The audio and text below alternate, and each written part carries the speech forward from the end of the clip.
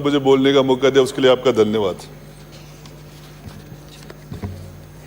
भ्रष्टाचार की बात चल रही है सभापति महोदय, और जो बहस 40 साल पहले होनी चाहिए थी पुलिस के नाम पर, पुलिस डिपार्टमेंट का तो नंबर भ्रष्टाचार में बहुत पीछे रह गया है, इससे और दूसरे डिपार्टमेंट बहुत आगे चले गए। मैं मेरी बात शुरू करूं, हर डाल पर उल्लू बैठा है, परिणाम गुलिस्ता क्या होगा जब एक ही उल्लू काफी है बर्बाद गुलिस्ता करने को। मेरी जानकारी के हिसाब से ऐसी कोई भी संस्था नहीं है जिसके अंदर भ्रष्टाचार न हो। बहस ये होनी चाहिए कि ईमानदारी कहां बची है, चाहे हमारे सदन को ले लो, चाहे आप किसी भी दूसरे डिपार्टमेंट को, आईपीएस को ले लो, आईएएस को ले लो, किसी भी ए से लेके जेड तक। और अब ये हम जो चुनाव लड़ते हैं, सबसे पहले तो हमारा फाउंडेशन है कि हम चुनाव लड़ते हैं, चुनाव आयोग के जो नियम है कि इतने पैसे में हमारा चुनाव होना चाहिए। कोई 2-4% का तो मैं कह नहीं सकता, 1-2% का, बाकी हम उस नियम का 100% उल्लंघन करते हैं। और हमारा चुनाव सारा का सारा 2 नंबर के पैसे से होता है। और हम जिस पार्टी से आए हैं उसमें तो और भी शुरुआत ही वहीं से होती है, और अब तो वो चीज़ सभी ने सीख ली है, दूसरी पार्टियों में भी वो चीज़ें चल गई है। लोग पैसे दे दे कर टिकट लेते हैं और फिर वो पैसे दे दे कर वोट लेते हैं। और मेरे पास सभापति महोदय एक बच्चा, ईमानदारी की बात है, मेरे पास एक 15-16 साल का एक बच्चा आया चुनाव में, बोले भाई साहब मेरे पास वोट है 24, रुपए लूंगा 40,000। मैंने कहा यार तेरा खुद का ही वोटर लिस्ट में नाम नहीं है, कहां से लेगा? बोले आपको इससे क्या मतलब है, आप तो वोट गिना के डलवा दूंगा।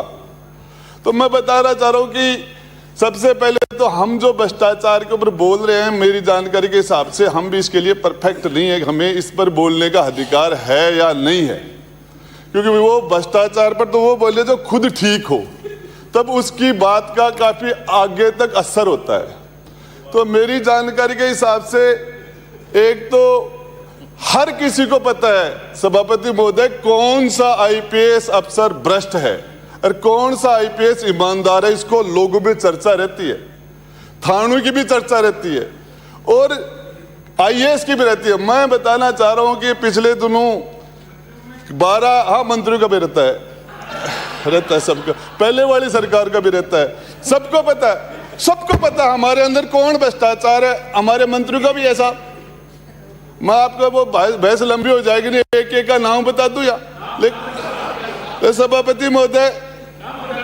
हाँ अभी मुझे लंबी बहस, मुझे बोलने का समझ लेना, सबका एक बोल दूंगा, सबका पिछली का भी बोल दूंगा, अब वालों का बोल दूंगा। मैं सभापति महोदय आपको बताना चाह रहा हूं, एक का नाम ले दूंगा, पिछले का रब का। लेकिन सभापति महोदय मैं आपको बताना चाह रहा हूं, एक्साइज के अंदर मूल दुकान होती है शराब की, उसके अलावा ब्रांचें कैसे चलती हैं, बाकी क्या चलता है, वो सारी जो बातें हो गई उनको रिपीट करने से कोई मतलब नहीं है, सबको पता है। और इसके बाद में एसीडी की बात हम करें, आईएएस भी पकड़े गए, आईपीएस भी पकड़े गए, और इसके लिए मैं एसीडी को धन्यवाद देता हूं, शानदार काम किया। लेकिन एसीडी के अंदर जो आईपीएस पकड़ा जाना चाहिए था ना, पकड़ा, अब 2-4 दिन में पकड़ा जाता, उसी की पोस्टिंग एसीडी में हो जाती है। अब वो पकड़ने वाला बन गया। बस के अंदर पहले चलते थे, आजकल तो ज्यादातर लोग अपने निजी वाहनों में चलने लग गए। तो जिनको सीट नहीं मिलती है, खड़े रहते हैं, वो भाषण देते हैं, अरे महिलाओं के लिए, बुजुर्गों के लिए भी शर्म नहीं आती, जवान बैठे रहे, उसी को जब सीट मिल जाती है तो उसका अलाप बंद हो जाता है, चुप हो जाता है। तो जिसको मौका नहीं मिलता वो ईमानदार है, जिसको मौका मिल गया वो सारे के सारे अमाम में जो भी है। लेकिन मैं आपको बताना चाह रहा हूँ सभापति महोदय, तो भ्रष्टाचार की ये, मैं तो एक दिन हमारे, जब हम सूर्यगढ़ होटल में थे, तो पहले पीडब्ल्यूडी मंत्री भरत सिंह जी से मैंने पूछा, साहब ये भ्रष्टाचार खत्म हो सकता है क्या? मैंने इनसे मेरी जानकारी के हिसाब से मैंने इनसे जो फिर लास्ट में रिजल्ट 0 आया तो उसके बाद मैंने सोचना बंद कर दिया। और आज जब बात चल रही थी तो मैं तो भ्रष्टाचार पर बोलने के लिए खड़ा भी नहीं हूँ सभापति महोदय, मैं तो इसलिए खड़ा हूँ कि जेल के अंदर से जेल के अंदर से रंगदारी हो रही है। मेरे झुंझुनू के अंदर, चूरू के अंदर और बाकी दूसरे जिलों के अंदर जेल के अंदर से लोग बाहर लोगों को तनख्वाह के ऊपर रख के चोरियां करवा रहे हैं बाहर, और उनको बेरोजगारों को 15,000 रुपए, 10,000 रुपए, 20,000 रुपए महीने की तनख्वाह देते हैं, वो बाहर चोरियां करते हैं। मैं आपको बताना चाह रहा हूं, एक व्यक्ति मेरे पास राजगढ़ की कोर्ट के अंदर एक अजय जेतपुरा की मजिस्ट्रेट के सामने, जज के सामने सरेआम गोलियां मारी गई।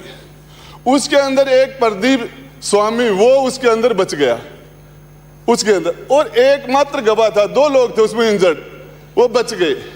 बचने के बाद उसको राजस्थान की पुलिस ने उनको सिक्योरिटी दी।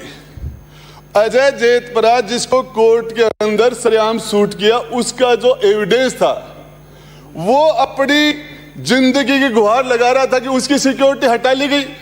अंदर जो क्रिमिनल होते हैं उनको पता कि ये एविडेंस हमारे खिलाफ जाएगी तो किसी न किसी मुकदमे में इसको फांसो, और उसको किसी दूसरा मुकदमा हुआ और पुलिस ने उसको 120B के अंदर मुजरिम बनाया। पहले उस मुकदमे का चालान हो गया, मुकदमा कोर्ट में चला गया, फिर उस मुकदमे में वापस वहां से उच्च अधिकारियों के द्वारा वो फाइल वापस आती है, और उसके अंदर वो जो राजगढ़ के अंदर कोर्ट में जिस लॉरेंस गैंग ने और दूसरी गैंग ने जिन्होंने वो हत्या करवाई, उनके संपर्क से उस अजय जेतपुरा को, प्रदीप जेतपुरा को उसके अंदर मुलजिम बनाया जाता है 120B में, और उसकी सिक्योरिटी हटाई जाती है।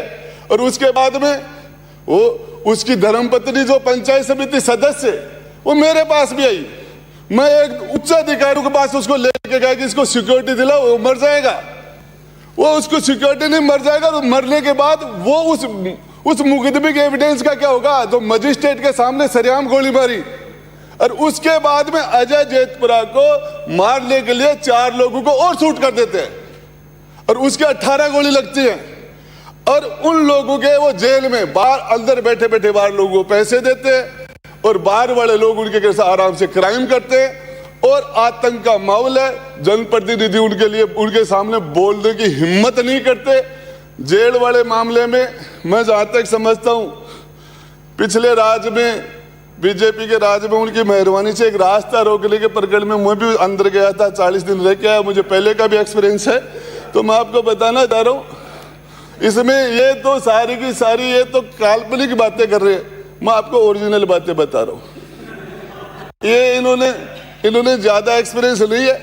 तो सभापति महोदय, जेल के अंदर जो गरीब लोग हैं, कमजोर लोग हैं, उनके लिए तो जेल है, और बाकी जो संगठित गैंग है उनके लिए, और ये जो बीपीएल, जेल के पैरी तो बेचारे बीपीएल है, होमगार्ड वाले भी बीपीएल है।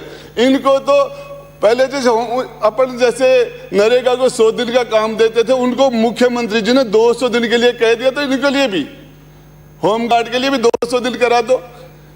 भ्रष्टाचार की बहस का ज्यादा मतलब नहीं है, इस समस्या का समाधान हो नहीं सकता।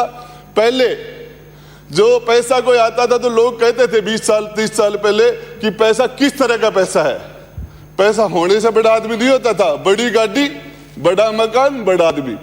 जिसके पास घर छोटा है, गाड़ी छोटी है, वो आदमी छोटा, जिसके पास नहीं है वो आदमी खलास। तो मैं आपको बताना, तो समाज का नजरिया भी बदल गया, और इसके अंदर चुनाव भी में, और हम लोग तो फिर भी 5 साल से चुनाव लड़ते, तो थोड़ा बहुत भ्रष्टाचार का आता तो 5 वर्ष योजना में निकल जाता है, लेकिन अधिकारियों का तो निकलता भी नहीं है। तो 35 साल के बंदे तो 35 साल वाली योजना लेके आए। इनके तो इनकमिंग आउटगोइंग है ही नहीं। मैं ऐसे आईपीएस को जानता हूं जो नौकरी में लगा तब कुछ, उसके पास कुछ नहीं था, आज आईजी कुर्सी पे बैठे, और हजार करोड़ के आदमी साहब, किसी को पता नहीं क्या, हजार करोड़ रुपए आदमी बन गए आईपीएस। और उनके सारे धंधे, माइनिंग है, करेसर है, और उस प्रभाव से, दादागिरी से क्या कर रहे हैं, किस तरह की बातें कर रहे हैं हम। ये तो मैंने सुना सांपों की मीटिंग में जीबू की लपलपाहट, कुछ नहीं होता यार। सबसे ज्यादा कम से कम ये इधर वाले बैठे 5 साल में तो ये तो जनता की परीक्षा पास करके आते हैं, लेकिन वो उधर बैठे वो कौन सी परीक्षा पास करते हैं? एक कंपटीशन। और उसके बाद में उनका हर किसी को पता है, हर किसी को पता है इन बहस का कोई मतलब नहीं है। होमगार्ड की चिंता कर लेना, आपने समझ लिया। समाप्त करें, समाप्त करें। नरेंद्र नागर जी, नरेंद्र नागर जी। महोदय, आपने बोलने का अवसर दिया, बहुत बहुत धन्यवाद। मांग संख्या 16 और 17 पे चर्चा हो रही थी। अभी माननीय सदस्य जो फरमा रहे थे कि इस भ्रष्टाचार पे ज़्यादा चर्चा करने की आवश्यकता नहीं है, पर मैं सबसे बड़ी चिंता जो कर रहा हूँ, सबसे बड़ी चिंता ही आज के समय में भ्रष्टाचार की है। भ्रष्टाचार इस तरह जड़ें गहरी हो चुकी है कि वास्तव में उनको जड़ों को खोखला करना बड़ा